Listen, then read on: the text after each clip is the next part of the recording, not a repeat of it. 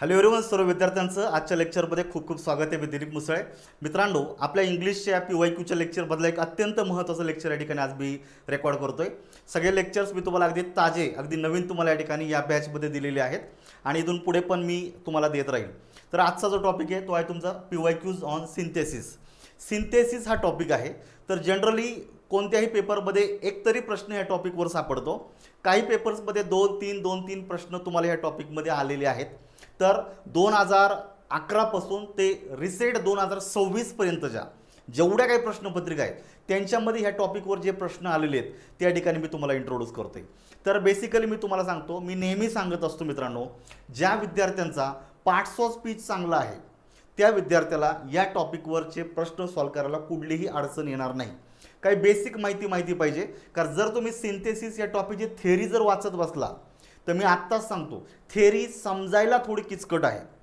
लक्षात ठेवा, थेअरी समजायला थोडी किचकट आहे, पण मी जे टेक्निक तुम्हाला सांगतोय ह्या टेक्निकने जर गेला तर 100% तुमचं उत्तर बरोबर येईल आणि लक्षात ठेवायचं, कमीत कमी वेळेमध्ये ॲक्युरसी वाढेल. या संदर्भात ह्या तुम्हाला टेक्निकली ह्या गोष्टी सांगतोय आणि प्रत्येक टॉपिकमध्ये मी काही ना काही अशा गोष्टी सांगतो का त्याचा तुम्हाला खऱ्या अर्थानं बेनिफिट होणार आहे. तर या ठिकाणी बघायचं, जनरली सिंथेसिसमध्ये काय काय येणार आहे, सिम्पल सेंटेन्स, कंपाऊंड सेंटेन्स आणि कॉम्प्लेक्स सेंटेन्स. याच्या व्यतिरिक्त कंपाऊंड, कॉम्प्लेक्स सेंटेन्स असे 4 प्रकार आहेत आणि या 4 प्रकारांवर आयोग वेगवेगळ्या पेपर्समध्ये प्रश्न विचारलेले आहेत. ते कसे आहेत ते पुढे जायचं आहे. फक्त मित्रांनो, पुढे जाण्याच्या अगोदर हा चार्ट व्यवस्थित समजून घ्या. हा आहे आपला बेस. हा ज्याला कळेल त्याला ह्या टॉपिकवरच्या कोणत्याही प्रश्नाचं उत्तर काही सेकंदामध्ये देता येईल. हे माझं ओपन चॅलेंज आहे. लक्षात ठेवा, तुम्ही कोणताही प्रश्न मला टाका, मी तुम्हाला या माहितीच्या आधारे तुम्हाला प्रश्नांचं उत्तर देऊन टाकेल. इतका हा इझी बनून जातो आणि हेच आपल्याला बेसिकली करायचं असतं. तर जनरली हे शॉर्टकट ट्रिक्स आहेत का याच्या आधारे या टॉपिकच्या प्रश्नांची उत्तर देता येतील. तर जनरली आपल्याला माहिती पाहिजे मित्रांनो, सिम्पल सेंटेन्स कसं आयडेंटिफाय करायचं.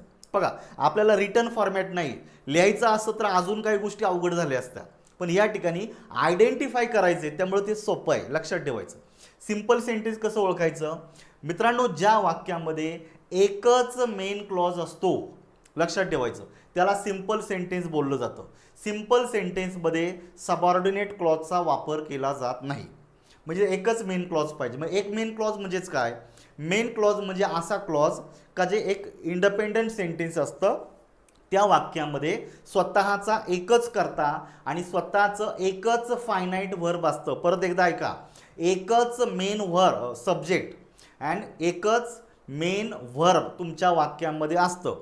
2 सब्जेक्ट नको, 2 मेन व्हर्ब नको. त्यामुळे सिम्पल सेंटेन्समध्ये एकच कर्ता आणि एकच क्रियापद असतं. ह्या वाक्यामध्ये सबऑर्डिनेट क्लॉज नसतो. हे आयडेंटिफाय करायचे. मी तुम्हाला प्रत्येक प्रश्नामध्ये दाखवतो हे कसं आयडेंटिफाय केलं जातं. पुढे दिलेलं आहे तुमचा कंपाऊंड सेंटेन्स. मित्रांनो, कंपाऊंड सेंटेन्समध्ये 2 मेन क्लॉजेस दिलेले असतात. किती क्लॉज असतात? 2. दोन्ही पण काय असतात? मेन क्लॉज असतात. अगेन याच्यामध्ये सबऑर्डिनेट क्लॉज नसतो. मग मित्रांनो, हे जे 2 मेन क्लॉज असतात असे 2 मेन क्लॉजेस कोऑर्डिनेटिंग कंजंक्शनने जोडलेले असतात. मग आता मेन प्रश्न आहे, जर तुम्ही पार्ट्स ऑफ स्पीचमध्ये कोऑर्डिनेटिंग कंजंक्शन जर चांगलं केलेलं असेल तर काही सेकंदामध्ये या प्रश्नाचे उत्तर देता येतात. इतकं हे इझी होऊन जाणार आहे, त्यामुळे घाबरायचे कारण नाही. तिसरा टाईप आहे तुमचा कॉम्प्लेक्स सेंटेन्स.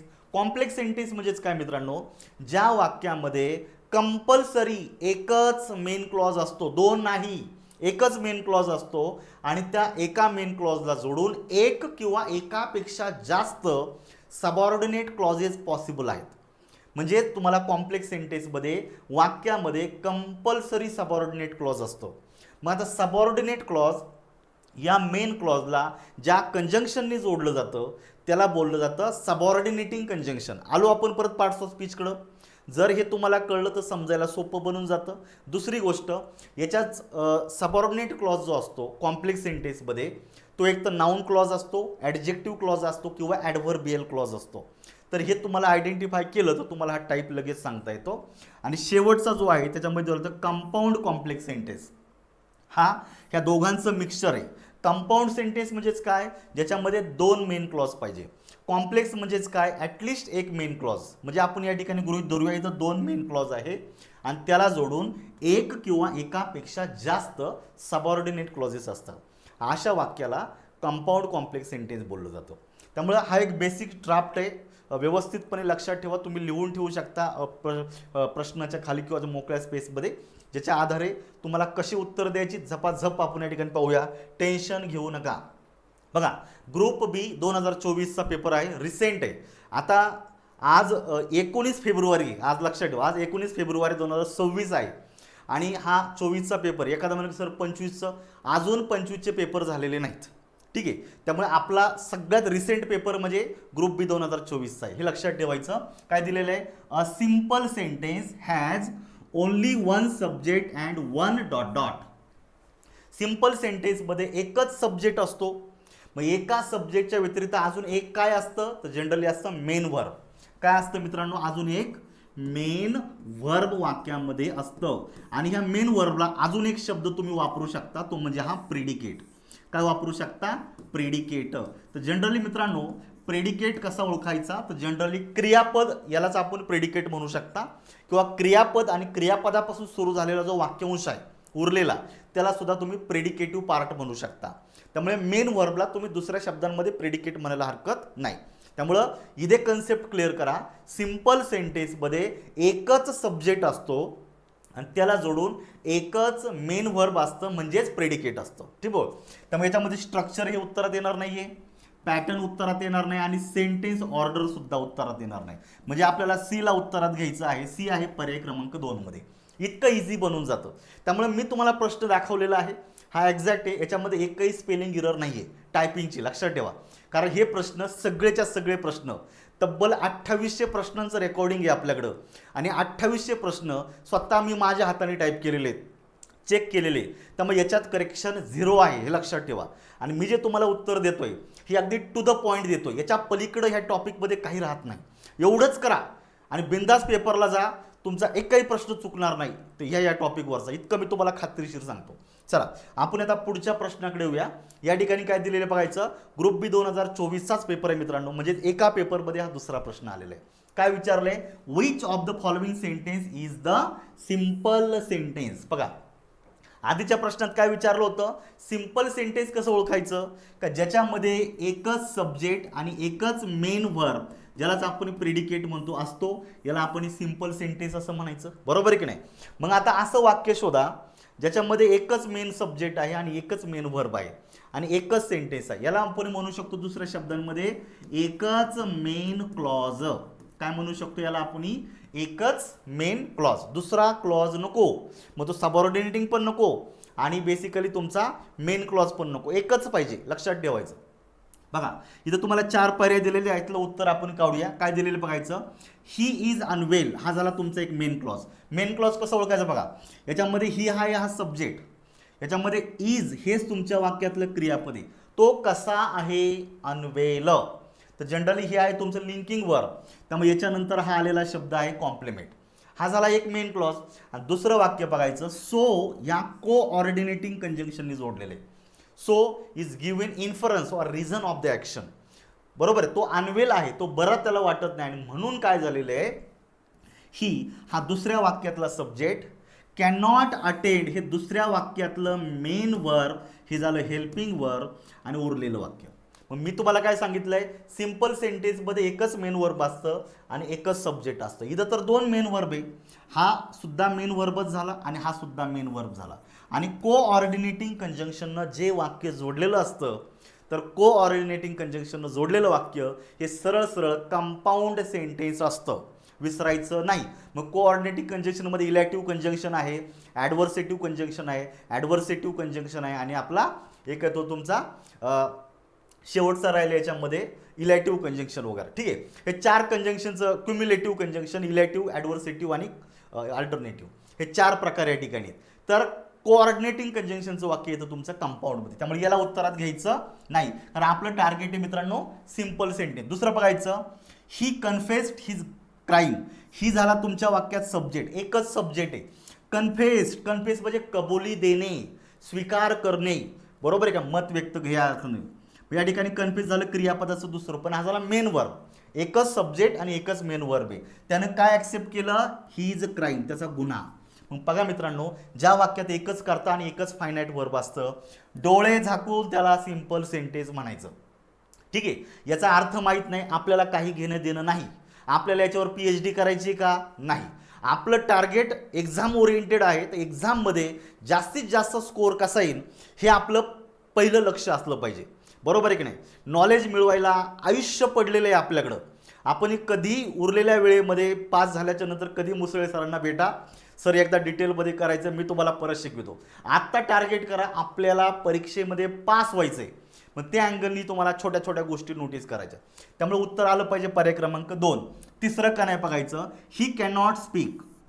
ही झाला सब्जेक्ट, कॅनॉट झालं हे क्रियापदाचं रूप झालेलं आहे, हे झालं तुमचं मेन वर्ब. म्हणजे एकच कर्ता आणि एकच फायनाईट वर्ब. इथपर्यंत ठीक आहे, हा झाला मेन क्लॉज.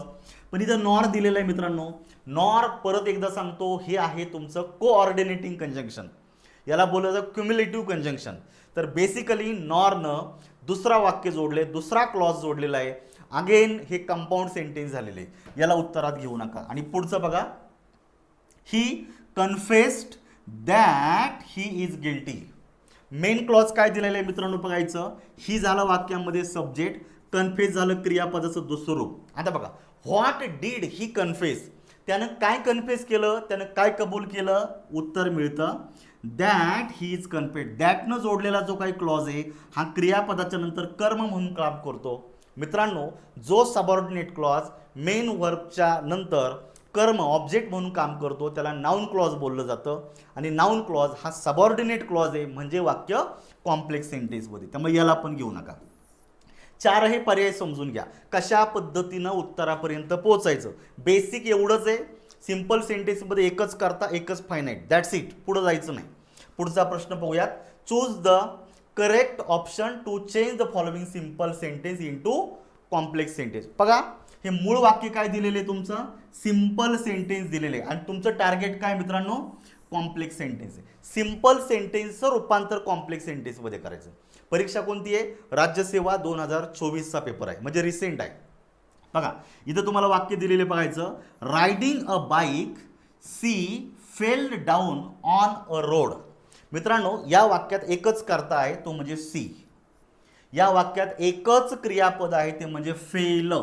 नोटीस करा, ज्या वाक्यात एकच कर्ता एकच फायनाईट वर्ब असतो त्याला सिंपल सेंटेन्स बोललं जातं. मग तुम्ही म्हणाल की सर रायडिंग अ बाईकमध्ये रायडिंग ही क्रियापद नाही का? तर नाही. हा आहे तुमचा पार्टिसिपल, ज्याला मी परत एकदा सांगतो, ज्याने क्रियापद चांगलं केलं, ज्याने पार्ट्स ऑफ स्पीच चांगलं केलंय, तो 0 मिनिटात सांगेल, याला पार्टिसिपल बोललं जातं. आणि जो पार्टिसिपल आहे त्याला तुम्ही मुख्य क्रियापद म्हणू शकत नाही. त्यामुळे riding a bike he phrase आहे. मेन क्लॉजमध्ये, सिंपल सेंटेन्समध्ये मेन क्लॉजच्या व्यतिरिक्त फ्रेज जोडता येते अशी, फक्त याच्यामध्ये मेन वर्ब असता कामा नये, लक्षात ठेवा. त्यामुळं she fell down on a road हा एवढाच मेन क्लॉज आहे. हे झालं तुमचं सिंपल सेंटेन्स. काय झालं आपलं? Simple sentence. आपलं टार्गेट काय आता? कॉम्प्लेक्स करायचं. कॉम्प्लेक्स करायचं म्हणजेच काय? तुमच्या वाक्यात 2 क्लॉज असले पाहिजे. पहिला तुमचा आहे तुमचा मेन क्लॉज, आणि दुसरा असला पाहिजे कंपल्सरी सबऑर्डिनेट क्लॉज. मेन आणि सबऑर्डिनेट हे 2 क्लॉजेस या ठिकाणी आपल्याला समजून घ्यायचे. बघा, she was riding a bike and then she fell down on the road. मित्रांनो, अँड काय रे?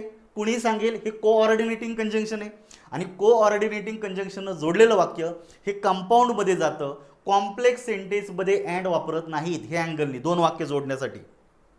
पहिला पर्याय गेला. पुढे बघायचा, while she was riding a bike she fell down on the road.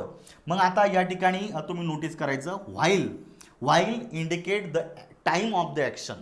बघायचं, while she was riding a bike हा झाला तुमचा एक क्लॉज, आणि दुसरं वाक्य दिलेलं आहे she fell down on the road. मित्रांनो, she fell down on the road हा main clause as it is मांडलेला आहे. पण इथं जी फ्रेज आहे रायडिंग अ बाईक, या फ्रेजचं रूपांतर क्लॉजमध्ये केलेलं आहे, आणि तो सबऑर्डिनेट क्लॉज केलेला आहे. While she was riding a bike she fell down on the road. बघा, सबऑर्डिनेट क्लॉजची सुरुवात व्हाईल या सबऑर्डिनेटिंग कंजंक्शननं झालेली आहे. तिच्यामध्ये सब्जेक्ट आहे तुमचा सी, वॉज रायडिंग हे झालं आता क्रियापद. बघा, याला क्रियापद म्हणायचं, ह्या रायडिंगला क्रियापद नाही म्हणायचं. का? हे पार्टिसिपल आहे. हे जर ING युक्त रूपातले क्रियापद असतं तर त्याच्या अगोदर कंपल्सरी बीचं रूप आलं असतं, am is are was were वगैरे, पण इथं आलेलं नाहीये म्हणून हे क्रियापद होऊ शकत नाही. पण या रायडिंगच्या अगोदर बीचं रूप आलेलं आहे म्हणजे हा पास्ट कंटिन्युअस झालेला आहे. हे बरोबर कॉम्प्लेक्स सेंटेन्स होतं. पर्याय क्रमांक 2 ला उत्तरात घ्या. इतकं सोपं आहे. त्यामुळे एखाद्या वेळेला एखाद्या शब्दाचा अर्थ नाही कळला, अरे बाबा काही गरज नाही, ठीक आहे, अर्थ कळला तर ओके, नाही कळला तरी ओके, पुढे चला, फक्त मी सांगतो त्या टिप्स वापरून. पुढे बघा, she was riding a bike and she fell down on the road. परत एकदा अँड हे कोऑर्डिनेटिंग कंजंक्शन आहे. त्यानं जर 2 वाक्य जोडली तर ते वाक्य कंपाऊंड होतं, कॉम्प्लेक्स होत नाही. त्यामुळे तिसरं उत्तरात येत नाही. आणि चौथं, she was falling down while she was riding a bike. तर इथं वाक्याचा मिनिंग किंवा वाक्याची ऑर्डर या पद्धतीनं बदलू नका. वॉज फेलिंग डाऊन अशी रचना होणार नाही. त्यामुळे हे वाक्य तसं ग्रॅमॅटिकलीच रॉंग आहे. त्यामुळे उत्तर येतं पर्याय क्रमांक 2. हे अँगलनी बघत चला. पुढचा प्रश्न पाहूया. Identify the compound sentence from the following given sentences. आता ग्रुप सी 2024चा पेपर आहे. तर याच्यामध्ये बघा आता मित्रांनो, कंपाऊंड सेंटेन्स तुम्हाला विचारलेले आहे. काय विचारलेलं आहे? Compound sentence. मग आता या ठिकाणी बघायचं, आता कंपाऊंड सेंटेन्स कसं ओळखायचं? ज्या वाक्यामध्ये 2 मेन क्लॉजेस असतात. किती मेन क्लॉजेस असतात? 2 असतात. आणि असे 2 मेन क्लॉजेस कोऑर्डिनेटिंग कंजंक्शननं जोडलेले असतात. लक्षात ठेवायचं. मग आता बघा, मे बी ह्या दोनही वाक्यांचे कर्ता एकही असू शकतो किंवा वेगळे पण असू शकतात, पण दोनही वाक्यांमध्ये बाकी 2 स्वतंत्र मेन वर्ब पाहिजे. लक्षात ठेवा, काय? दोनही वाक्यांमध्ये 2 स्वतंत्र मेन वर्ब पाहिजे. भले तुमच्या दोनही वाक्यांचा कर्ता एकही असू शकतो किंवा वेगळे पण असू शकतात, काही फरक पडत नाही. मग बघायचं, the child is sleeping. The child हा एकच सब्जेक्ट आहे, इज स्लीपिंग ही एकच क्रियापद आहे. ज्या वाक्यात एकच कर्ता आणि एकच क्रियापद आहे याला सिंपल म्हणायचं. हे झालं सिंपल, पण आपलं टार्गेट काय मित्रांनो? कंपाऊंड आहे, त्यामुळे हे उत्तरात येत नाही. बघायचं, ही वॉज टायर्ड. ही झाला सब्जेक्ट, वॉज झालं मुख्य क्रियापद, तो कसा होता? थकलेला होता. हे झालं कॉम्प्लिमेंट, ॲडजेक्टिव्ह आहे ते कॉम्प्लिमेंटचं कार्य करतं. हा झाला मेन क्लॉज.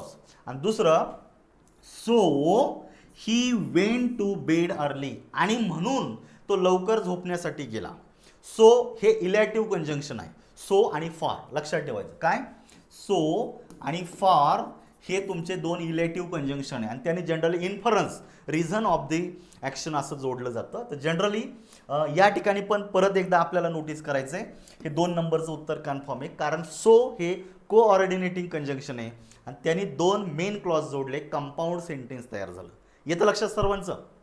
पुढचं बघा, although it was cold she went for a walk. आता तुम्ही जर पार्ट्स ऑफ स्पीच चांगला वाचला असेल तर लगेच कळतं मित्रांनो, दो आणि अल्दो यांनी कॉन्ट्रास्ट व्यक्त केला जातो. पण दो आणि अल्दो हे आहे सबऑर्डिनेटिंग कंजंक्शन आणि त्यानं जो काही क्लॉज जोडला जातो तो असतो ॲडवर्ब क्लॉज ऑफ कॉन्ट्रास्ट. तर बेसिकली हे कॉम्प्लेक्स सेंटेन्स बनतं, त्यामुळे हे उत्तरात येत नाही. आणि चौथं दिलेलं आहे, the poetry collection was interesting. बघायचं, द पोएट्री कलेक्शन हा झाला तुमच्या वाक्याचा एकच सब्जेक्ट, ऑज इंटरेस्टिंग याच्यामध्ये ऑज हा झाला एकच मेन वर्ब आणि इंटरेस्टिंग झाला कॉम्प्लिमेंट. लक्षात ठेवा मित्रांनो, ज्या वाक्यात एकच कर्ता आणि एकच मेन वर्ब आहे हे परत एकदा सिंपल होते. त्यामुळे आपल्या उत्तर आलं पाहिजे पर्याय क्रमांक 2. येतं लक्षात? बघा 4 प्रश्न पाहिलेले आहेत. मी फक्त तुम्हाला वाक्यातले कर्ता, क्रियापद, कोऑर्डिनेटिंग कंजंक्शन, सबऑर्डिनेटिंग एवढं बेसिक माहिती करायची आपल्याला. आणि ही सगळी कुठे मिळणार आहे? पार्ट्स ऑफ स्पीचवर. त्यामुळे अभ्यास करताना आणि माझे PYQचे लेक्चर ऐकताना ज्या विद्यार्थ्याला असं फील होतंय का मुसळे सरांच्या लेक्चरपासून मला किमान 40-42 प्रश्न बरोबर आले पाहिजे, तर त्याने एक करा मित्रांनो, हात जोडून सांगतो एक गोष्ट करायची, ती म्हणजे पार्ट्स ऑफ स्पीच इतका मजबूत करायचा. लक्षात ठेवा, मजबूत करायचा म्हणजे एका दिवसभर नाही वाचत बसायचं. दररोज एकच घ्या, आज नाऊन, उद्या प्रोनाऊन, त्याच्यानंतर ॲडजेक्टिव्ह. माझे नोट्स वाचा, त्याच्यानंतर PYQ वाचा, नोट्स वाचा, PYQ वाचा. ह्या पद्धतीनं 8 ते 10 दिवस फक्त पार्ट्स ऑफ स्पीच करा. कारण फक्त पार्ट्स ऑफ स्पीचच्या आधारे 25 पैकी किमान 15 प्रश्नांची उत्तर देता येतात, हे मी तुम्हाला कन्फर्म सांगतो. तर हे इतकं बेसिक आहे, लक्षात ठेवायचं. चला पुढच्या प्रश्नाकडे जाऊया. Identify the complex sentence from the following. Target काय आपलं आता? Complex sentence or sentences. एकही असू शकतं, एकापेक्षा जास्तही असू शकतात. Group C 2024. बघा एकाच पेपरमध्ये 2 प्रश्न आहेत. काय विचारले बघायचं? इथे तुम्हाला 4 वाक्य दिलेली आहेत ABCD. चेक करू आपण काय दिलेलं आहे.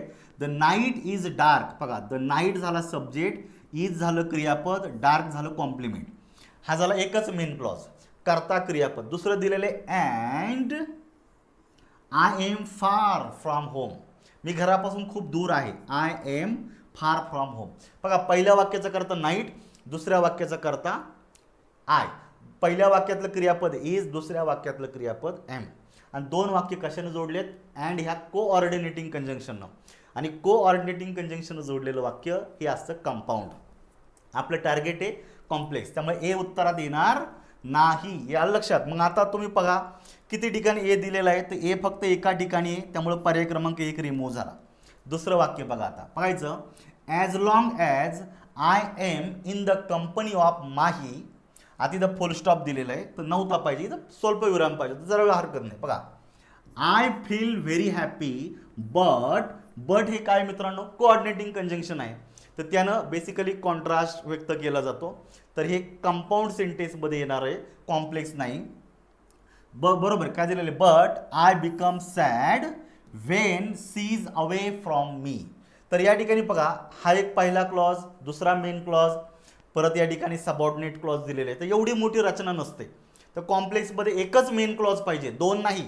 त्यामुळे निश्चित तुमचा बी सुद्धा उत्तरामध्ये येणार नाही. मग आता जर आपण बीला रिमूव्ह जर केलं, बघा याच्यातला बी रिमूव्ह झालेला आहे म्हणून पर्याय क्रमांक 2 गेला.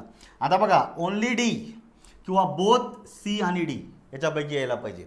मग आता सी सांगेल का उत्तर कोणतं आहे? चेक करू आपण काय दिलेलं बघायचं.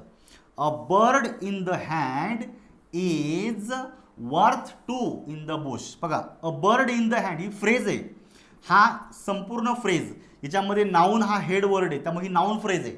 नाऊन फ्रेज तुमच्या वाक्यामध्ये 100% सब्जेक्ट म्हणून वापरू शकतो. बरोबर. Is worth 2 in the Bush. Is हे एकच क्रियापद आहे, वर्थ 2 इन द बुश एकच करता एकच क्रियापद उरलेलं वाक्य, याला सिंपल म्हणायचं. आपलं टार्गेट आहे कॉम्प्लेक्स. तर मित्रांनो जर पाहिलं तर या ठिकाणी बघा 5 नंबरचा प्रश्न आहे. तर याच्यामध्ये तुमचं सी सुद्धा उत्तरात येणार नाही आहे, कारण सी हे सिंपल सेंटेन्स होणार आहे. त्यामुळे सीला जर रिमूव्ह जर केलं तर चौथा पर्याय जातोय, म्हणजे उत्तर आलं पाहिजे 3 नंबरचं. 3 नंबरचं मग ते डी दिलेलं आहे. पहा काय दिलेलं आहे.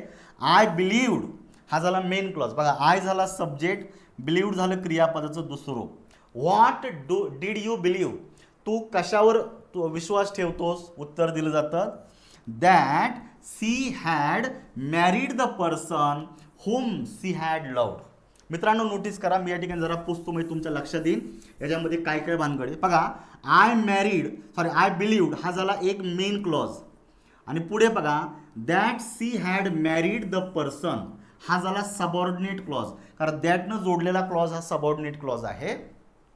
दुसरं दिलेलं आहे whom she had love. Main क्लॉजमध्ये का दुसऱ्या क्लॉजमधला पर्सन ह्या नामाची अधिक माहिती देणारा हा सुद्धा सबऑर्डिनेट क्लॉज आहे. त्यामुळे मी तुम्हाला सांगितलंय तर मेन क्लॉजच्या व्यतिरिक्त कॉम्प्लेक्स सेंटेन्समध्ये एक किंवा एकापेक्षा जास्त सबऑर्डिनेट क्लॉज पॉसिबल आहे. त्यामुळे मित्रांनो इथे तुम्हाला डी उत्तरात घ्यायचे, डी फक्त पर्याय क्रमांक 3 मध्ये. ह्या बेसिक गोष्टी लक्षात ठेवा. पुढे बघायचं. You may do it when you please. You may do it तुम्ही एखादं कार्य करायला तुम्हाला परवानगी दिलेली आहे. बरोबर आहे. यू मे डू इट तू करू शकतोस. केव्हा? व्हेन यू प्लीज जेव्हा तुला वाटेल तेव्हा. तर बेसिकली व्हेननं काय सांगितलं जातं मित्रांनो? क्रियेचा टाइम सांगितलेला असतो. ग्रुप सी 2024 बघा, म्हणजे एका पेपरमध्ये 3-3, 4-4 प्रश्न आलेले आहेत. बरोबर आहे का? मग बघायचं. The complex sentence above is converted into simple sentence by replacing the underline clause bye a phrase in the sentence above as follows. काय विचारले तुम्हाला? इथं जो अंडरलाइन केलेला क्लॉज आहे बघा, व्हेन यू प्लीज हा आहे तुमचा सबऑर्डिनेट क्लॉज, कारण व्हेन हे सबऑर्डिनेटिंग कंजंक्शन आहे. क्लॉजचं रूपांतर तुम्हाला कशात करायचं मित्रांनो? फ्रेजमध्ये करायचे. अगेन मी तुम्हाला सांगतो फ्रेजमध्ये फायनाईट वर्ब वापरायचं नाही. इथे तुम्हाला प्लीज हे फायनाईट वर्ब आलेले आहे, मेन वर्ब आलेले. प्लीजला काय म्हणायचं तुम्हाला? Main verb. पाहिजे यू झाला सब्जेक्ट आणि प्लीज झाला मेन वर्ब.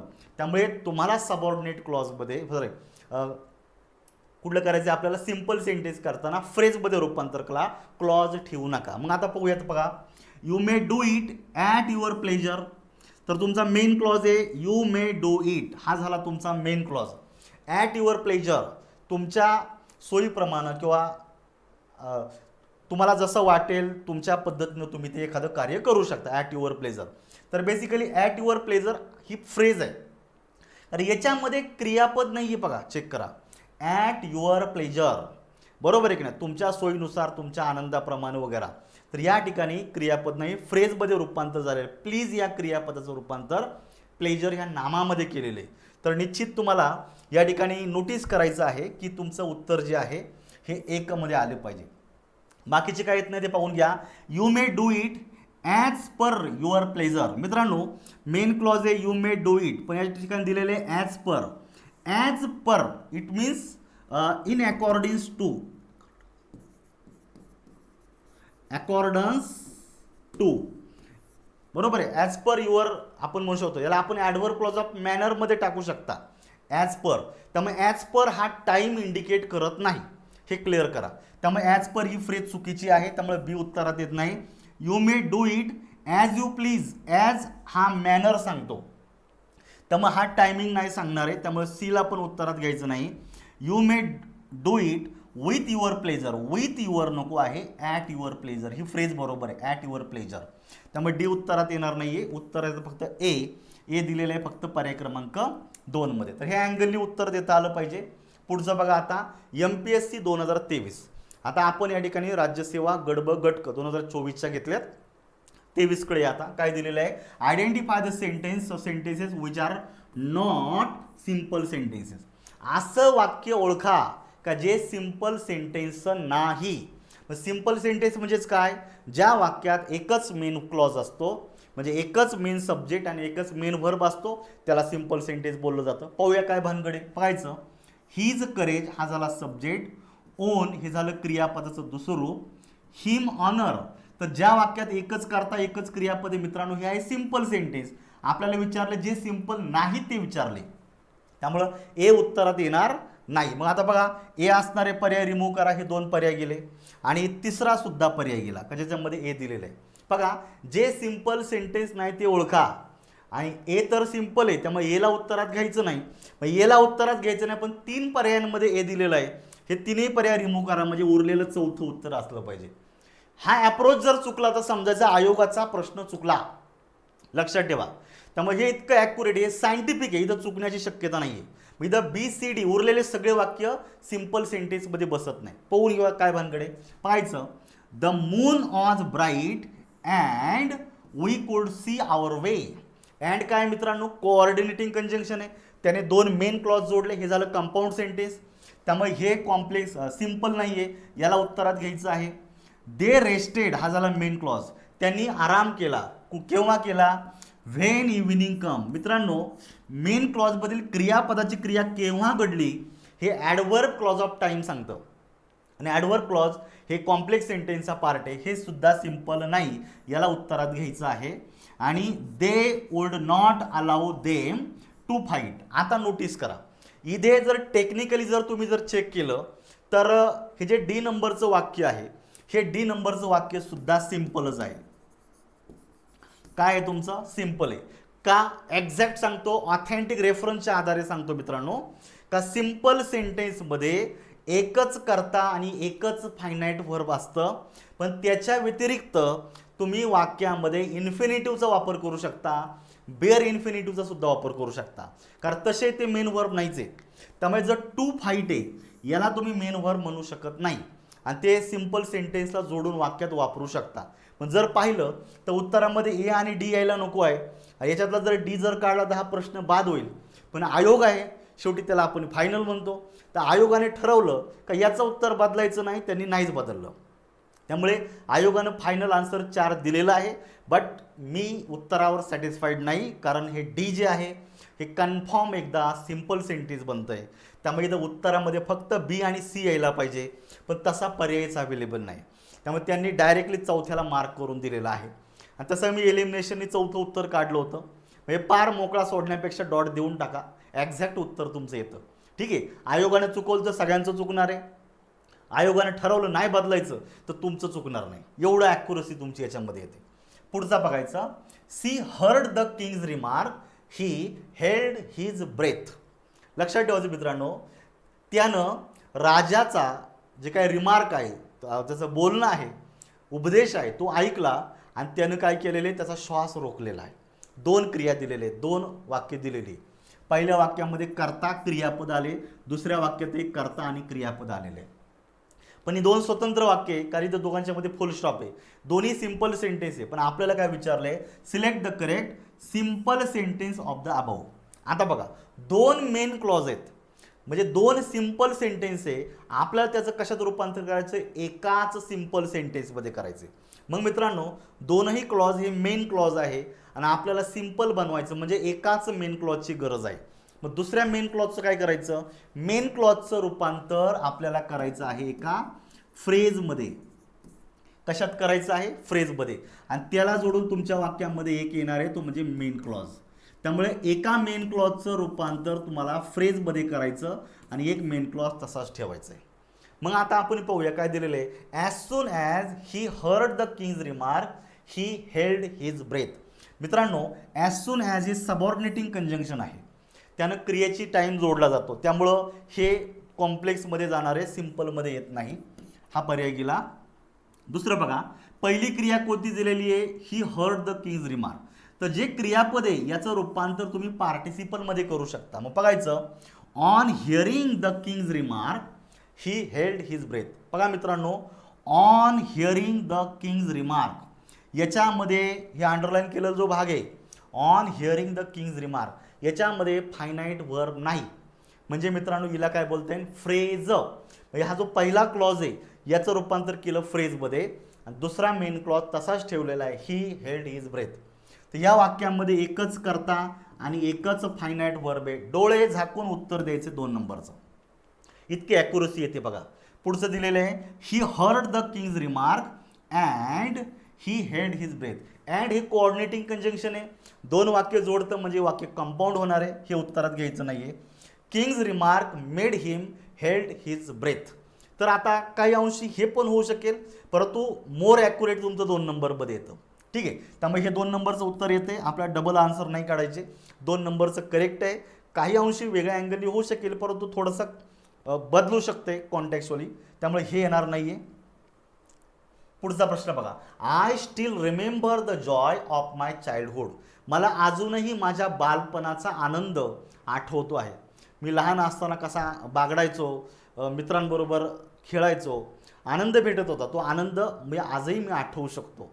Departmental PSI 2023. बघा आपल्या याच्यामध्ये मी डिपार्टमेंटल PSI, डिपार्टमेंटल ASO, राज्यसेवा, गट ब, गट क, स्वतंत्र होते त्या कंबाईन झालेल्या सगळ्या मी घेतलेल्या, जवळपास 90 प्रश्नपत्रिका आहेत. मग पाहूया काय दिलेले आहे. Which one of the following is the correct complex sentence corresponding to the simple sentence above. आपलं टार्गेट काय तुमचं आता, करेक्ट कॉम्प्लेक्स सेंटेन्स आहे. मूळ वाक्य काय तुमचं, सिंपल सेंटेन्स आहे. हे वाक्य सिंपल आहे आणि आपलं टार्गेट आहे कॉम्प्लेक्स. सिंपल काय आहे, आय झाला सब्जेक्ट, स्टील रिमेंबर झालं क्रियापदाचं मूळ रूप, द जॉईज ऑफ माय चाइल्डहुड हा झाला ऑब्जेक्ट.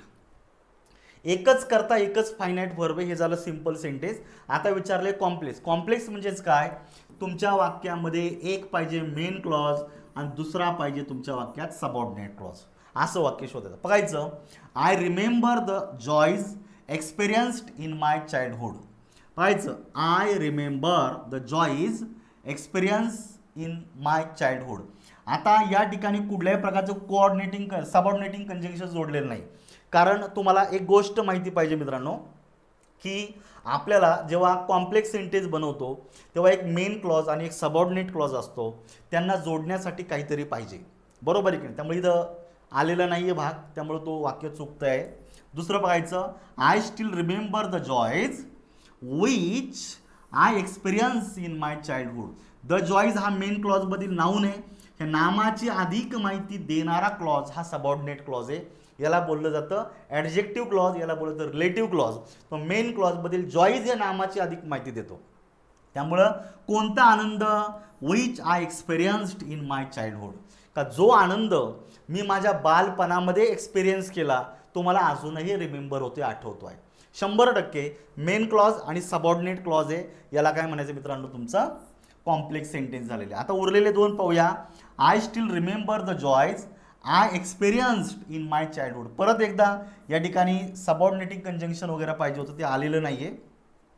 पुढे बघा, I still remember the joys which I had experience. घेतला होता नाही, घेतला.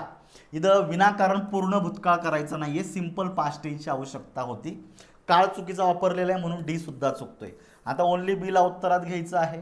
ओनली बी दिलेला आहे पर्याय क्रमांक 3 मध्ये, का जे तुमचं एक्झॅक्ट आन्सर आहे. बघा, ह्या अँगलनी उत्तर काढायचं.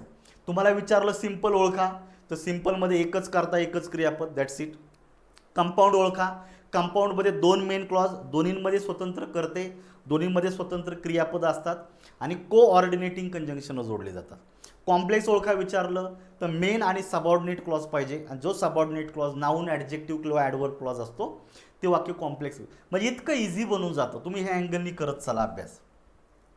I know that he was ill but I did not know that he suffered from cancer. बघायचं, मला माहिती होतं. आय झाला सब्जेक्ट, न्यू झालं क्रियापदाचं दुसरं रूप. व्हॉट डिड यू नो, तुला काय माहित होतं, उत्तर येतं दॅट ही वॉज इल. हा झाला तुमचा सबऑर्डिनेट क्लॉज, हा झाला तुमचा मेन क्लॉज. म्हणजे मित्रांनो हे झालं कॉम्प्लेक्स सेंटेन्स. पण इथं वाक्यात आलेले बट, बट काय, कोऑर्डिनेटिंग कंजंक्शन आहे. त्यानं दुसरा जोडलेला दुसरा मेन क्लॉज आहे, आय डिड नॉट नो. पहिला मेन क्लॉज आय न्यू, दुसरा main clause I did not no, 2 main clause झालं. हा subordinate clause. What didn't you know, उत्तर मिळतं that he suffered from cancer. हा झाला सबऑर्डिनेट क्लॉज. मग मित्रांनो, ज्या वाक्यामध्ये 2 मेन क्लॉज आलेले आहेत, एक किंवा एकापेक्षा जास्त सबऑर्डिनेट क्लॉज आले, डोळे झाकून त्याला काय म्हणायचं तुम्हाला, कंपाऊंड कॉम्प्लेक्स सेंटेन्स. म्हणजे उत्तरात आलं पाहिजे बी. मग बी कुठे आहे, पर्याय क्रमांक 2. त्यामुळे 10चं पर्याय क्रमांक 2 हे एक्झॅक्ट आन्सर आहे. ह्या अँगलनी बघा, मेन आणि सबऑर्डिनेट क्लॉजची संख्या ओळखा, 0 मिनिटात उत्तर येतं. आणि हे सोपं आहे, ओळखू शकता तुम्ही, लक्षात ठेवा. पुढचा प्रश्न, he worked hard that he might pass the exam. He worked hard that he might pass the exam. बघायचं, ही वर्क हार्ड हा झाला तुमच्या वाक्यातला मेन क्लॉज, आणि दुसरं वाक्य दिलेले that he might pass the exam, जेणेकरून तो परीक्षेमध्ये पास होऊ शको, ह्या अँगलनी. त्यामुळे दॅटनं जोडलेला जो काही क्लॉज आहे हा सबऑर्डिनेट क्लॉज आहे. Choose the correct simple sentence from the above sentence. पहिलं निश्चित तुमचं कॉम्प्लेक्स होतं आहे, मग याचं रूपांतर तुम्हाला सिंपलमध्ये करायचं, म्हणजे एकच मेन क्लॉज पाहिजे, सबऑर्डिनेट क्लॉज नको. MTS नोटीस करा. He work hard and pass the exam. ज्या वाक्यात 2 मेन व्हर्ब आहेत त्याला सिंपल म्हणू शकत नाही. हे झालं तुमचं कंपाऊंड, त्यामुळे हे उत्तरात येणार नाही. He work hard to pass the exam. मित्रांनो तुम्ही नोटीस करा, या ठिकाणी ही झाला सब्जेक्ट, वर्क झालं क्रियापदाचं दुसरं रूप, पण इथं तुम्हाला झालेलं इन्फिनिटिव्ह. मी तुम्हाला मगाशी पण सांगितलेलं आहे, सिंपल सेंटेन्समध्ये एकच मेन वर्ब असतं. त्या एका मेन वर्बच्या व्यतिरिक्त तुम्ही वाक्यामध्ये इन्फिनिटिव्हचा वापर करू शकता, काही फरक पडत नाही. त्यामुळे he work hard to pass the exam, तिथं टू पास इन्फिनिटिव्ह बरोबर वापरलेलं आहे. 2 नंबरचं उत्तर हे 100% काय असलं पाहिजे, सिंपल आहे. त्यामुळे 11साठी 2 नंबरचं उत्तर करेक्ट आहे. ही वर्क हार्ड सो दॅट. मित्रांनो सो दॅट हे सबऑर्डिनेटिंग कंजंक्शन आहे, आणि त्यानं जोडलेला क्लॉज असतो ॲडवर्ब क्लॉज ऑफ पर्पज. म्हणजे हे झालं तुमचं कॉम्प्लेक्स सेंटेन्स, हे उत्तरात येणार नाही. If you work hard you may pass the exam. सगळ्यांनाच माहिती आहे इफचा क्लॉज हा सबऑर्डिनेट क्लॉज असतो, ॲडवर्ब क्लॉज ऑफ कंडिशन. म्हणजे हे झालं तुमचं कॉम्प्लेक्स, त्यामुळे हे येत नाही. म्हणजे उत्तर येते फक्त पर्याय क्रमांक 2. इतकं इझी आहे, इथं डोकं लावायची बिलकुल गरज नाही. आता मी तुम्हाला एवढं रेकॉर्डिंग करतोय, एवढं तुम्हाला मी शिकवतोय, पण मी सुद्धा माझ्या बुद्धीवर कुठला ताण घेत नाही, कारण इतकं इझिली शब्द तोंडातून येतात, इतकी इझिली कन्सेप्ट व्यक्त होते. याच्यामध्ये अवघड काहीच नाही, फक्त बेस पार्ट्स ऑफ स्पीचचा चांगला करा, दॅट्स इट. पुढचा बघा, identify the complex sentences in the following sentence. Group C 2021चा पेपर आहे. आपल्याला विचारले कॉम्प्लेक्स सेंटेन्स ओळखा. कॉम्प्लेक्स म्हणजेच काय, ज्या वाक्यामध्ये नाऊन, ॲडजेक्टिव्ह किंवा ॲडवर्ब क्लॉजपैकी एखादा असेल, सबऑर्डिनेट क्लॉज, ते वाक्य कॉम्प्लेक्स होतं. मग बघायचं, my father has bought a car, the car is expensive. मित्रांनो दोन्ही वाक्यांच्या मध्ये पूर्णविराम दिलेला आहे. काय दिलेलं आहे, पूर्णविराम. म्हणजे याच्या आधीचं वाक्य वेगळं, नंतरचं वाक्य वेगळं, आणि दोनही वाक्य हे मेन क्लॉजचे आहेत. म्हणजे दोन्ही सिंपल सेंटेन्स आहे, याला कॉम्प्लेक्स होऊ शकत नाही, म्हणजे ए उत्तरात येत नाही. मग ए असणारे पर्याय रिमूव्ह करा, 2 पर्याय रिमूव्ह झाले. पुढचा प्रकार, my father has bought a car which is expensive. Which is expensive हा सबऑर्डिनेट क्लॉज मेन क्लॉजमधील कार ह्या नामाची अधिक माहिती देतो, म्हणून याला बोललं जातं ॲडजेक्टिव्ह क्लॉज. मेन आणि ॲडजेक्टिव्ह क्लॉज ज्या वाक्यात येतो त्याला कॉम्प्लेक्स बोललं जातं. म्हणजे बी उत्तरात घ्यायचं आहे. बघा इथं बी नाही आहे म्हणून तिसरा पर्याय जातोय. फक्त याच्यामध्येच बी आहे म्हणजे पर्याय क्रमांक 4थं उत्तर कन्फर्म आहे. अजून 2 वाक्य वाचायच्या तरी पण मी उत्तर काढलेलं आहे. आणि हे उत्तर इतकं सायंटिफिक आहे का जे चुकणार नाही म्हणजे नाही. बघायचं, this is the hospital I was born here. इथं पूर्णविराम दिलेलं आहे म्हणजे हा एक मेन क्लॉज आहे आणि हा सुद्धा मेन क्लॉज आहे. 2 स्वतंत्र मेन क्लॉज आहे, 2 स्वतंत्र सिंपल.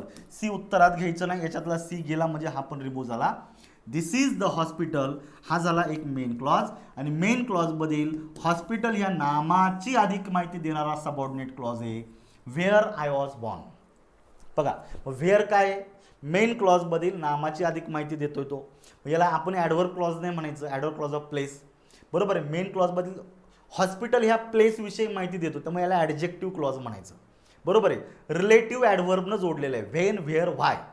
व्हेअरला रिलेटिव्ह ॲडव्हर्ब म्हणायचं. नोटीस करा इथं हा जो विच आहे हा रिलेटिव्ह प्रोनाऊन आहे, समजून घ्या.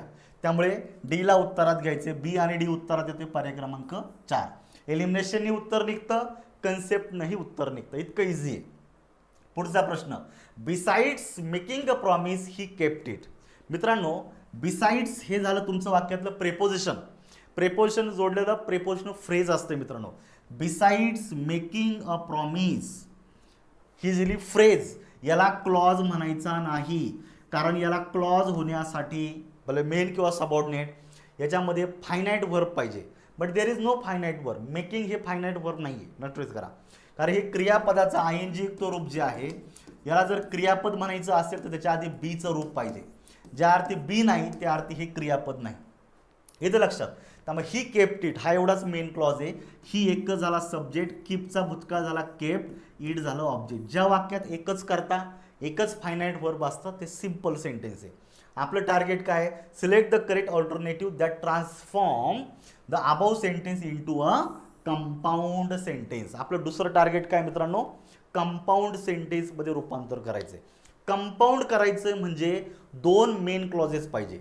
मग आता ही जी पहिली जी फ्रेज आहे ह्या फ्रेजचं रूपांतर मेन क्लॉजमध्ये करा, दुसरा मेन क्लॉज तसाच ठेवा. चेक करू काय दिलेलं बघायचं. He not only made a promise but he also kept it. Not only but ऑल्सोचा वापर बरोबर आहे. बरोबर आहे. नॉट ओनलीच्या नंतर क्रियापद, बट ऑल्सोच्या नंतर दुसरं क्रियापद. मग आता बघा दोनही वाक्यांमध्ये क्रियापद करता दिलेलं आहे. हा करता नाही वापरला असता तरी चालला असता. म्हणजे वाक्य असं पण झालं असतं, he not only made a promise but also kept it. ठीक आहे. तर हे वाक्य नॉट ओनली बट ऑल्सो बरोबर आहे. नॉट ओनली आणि बट ऑल्सो म्हणजे नॉट ओनली बट ऑल्सो हे कोऑर्डिनेटिंग कंजंक्शन आहे, क्युम्युलेटिव्ह कंजंक्शनमध्ये येतं. त्यानं जोडलेलं वाक्य 100% हे कॉम्प्लेक्स कंपाऊंड सेंटेन्स असतं. उत्तर येतंय 1 नंबरमध्ये कारण आपल्याला कंपाऊंड विचारतं. मग 13 साठी 1 नंबरचं उत्तर आहे. पाहायचं not only he made a promise. मित्रांनो जर तुमच्या वाक्यात एकच कर्ता असेल, एकच क्रियापद असेल तर ते नॉट ओनलीच्या आधी वापरायचं होतं. त्यामुळे हा नॉट ओनली जो आहे हा इथे पाहिजे होता. याची जागा चुकलेली आहे. Make a promise and keep it, अर्थ बदलू नका. बरोबर आहे. He has made a promise to keep it असं होणार नाही. टू कीप ही इन्फिनिटिव्ह आहे, याच्यामध्ये एकच क्रियापद आहे, एकच करता, याला सिंपल म्हणायचं. त्यामुळे होत नाही. 1 नंबरचं उत्तर तुमचं करेक्ट आहे. पुढे बघा, रोलिंग स्टोन गॅदर्स नो मास.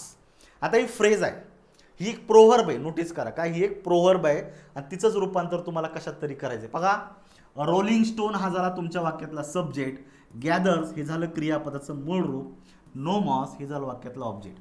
ज्या वाक्यात एकच सब्जेक्ट आणि एकच फायनाईट वर्ब आहे हे झालं सिंपल. मग आपलं काय विचारलंय, which one of the following sentences is a complex sentence corresponding to the simple sentence above.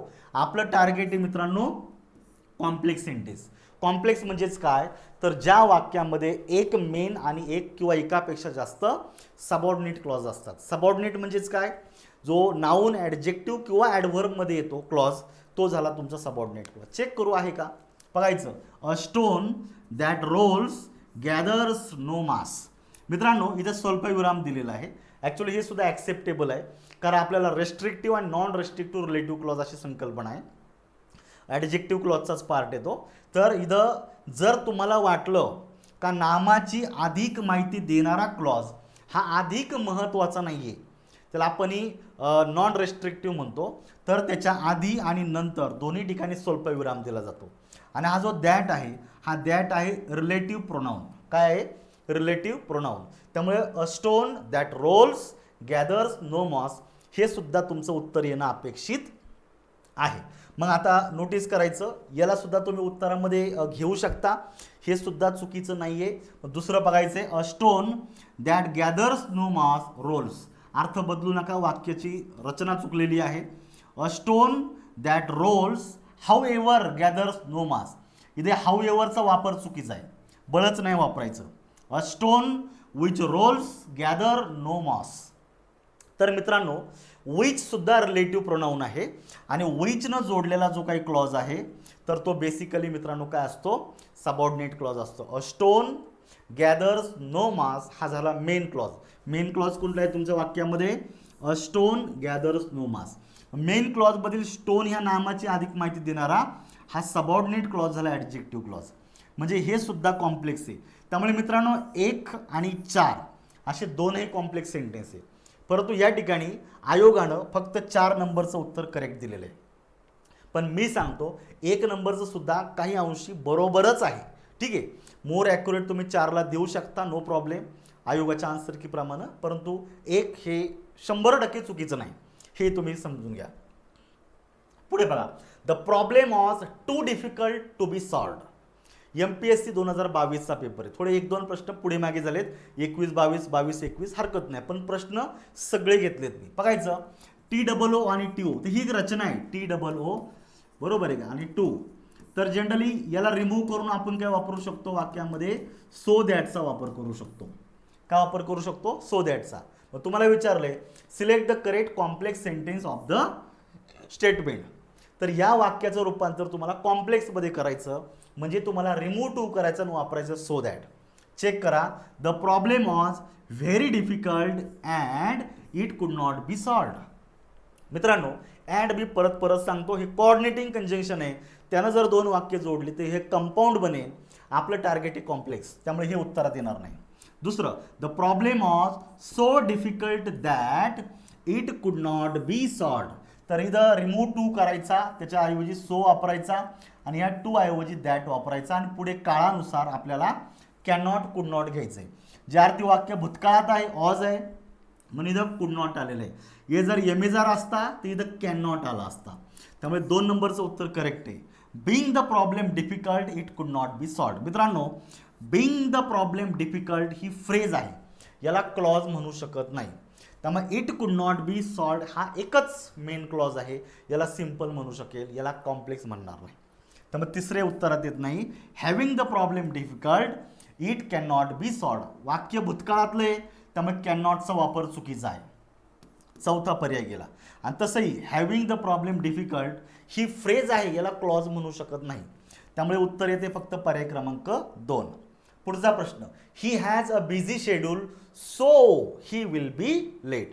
Main clause आहे he has a busy schedule, त्याचं बिझी शेड्यूल असल्या कारणाने तो उशिरा येईल. तर सो हे इलॅटिव्ह कंजंक्शन आहे, कोऑर्डिनेटिंग कंजंक्शनमध्ये येतं. Which of the following simple form of the above sentence. आपलं टार्गेट काय आहे? Simple form. मूळ वाक्य कुठलं आहे? कंपाऊंड आहे, याचं रूपांतर सिम्पलमध्ये करायचं आहे. चेक करू काय दिलेले बघायचं. On account of his busy schedule he will be late. बरोबर आहे, काय चुकीचं नाही याच्यामध्ये. ऑन अकाउंट ऑफ ही फ्रेज आहे, काय आहे? एक फ्रेज आहे. तर on account of his busy schedule, तर हा जो वाक्यांश आहे तुम्ही चेक करा, याच्यामध्ये क्रियापद आलेलं नाही. तर generally he has a busy schedule ह्या मेन क्लॉजचं रूपांतर ह्या फ्रेजमध्ये केलेलं आहे. On account of his busy schedule याच्यामध्ये क्रियापद नाही, त्यामुळे याला तुम्ही सबऑर्डिनेट क्लॉज म्हणू शकत नाही, मेन क्लॉजही म्हणू शकत नाही. ही झाली फ्रेज. आणि ज्या वाक्यात एकच करता एकच क्रियापद आहे त्याला डोळे झाकून काय म्हणायचं मित्रांनो? Simple sentence. त्यामुळे या ठिकाणी ह्या अँगलनी 16चं उत्तर 1 नंबरमध्येच निघतं. पुढे बघा, बाकीचे का चुकीचे ते चेक करा. ही विल बी लेट हा झाला मेन क्लॉज.